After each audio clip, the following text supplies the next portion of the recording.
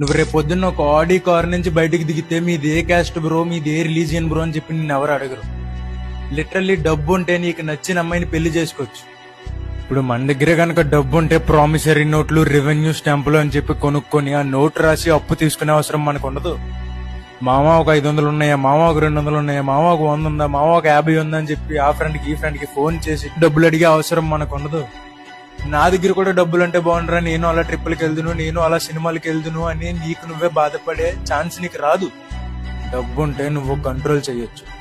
డబ్బుంటే నువ్వు పగలు తాగి స్పీడ్ గా కార్ వేసుకుని వెళ్ళి 2-3 గుద్ది చంపి దొబ్బి నీట్ గా చిన్న ఎస్ఏ రైటింగ్ రాసి బయటకు వచ్చేయచ్చు. నువ్వెన్ని అన్యాయాలు చేసైనా డబ్బుంటే నువ్వు బయటకు వచ్చేయచ్చు. ఈ గవర్నమెంట్ పెట్టే రూల్స్ కూడా పూర్ పీపుల్ కే వర్తిస్తాయి. గవర్నమెంట్ కూడా రిచ్ పీపుల్ కోసం పెట్టిన రూల్స్ ని బ్రేక్ చేస్తాయి. నీ పర్సు అన్ని బ్యాంకు నిండుగా ఉందంటే నీ పెళ్ళం కూడా అన్ని మూసుకొని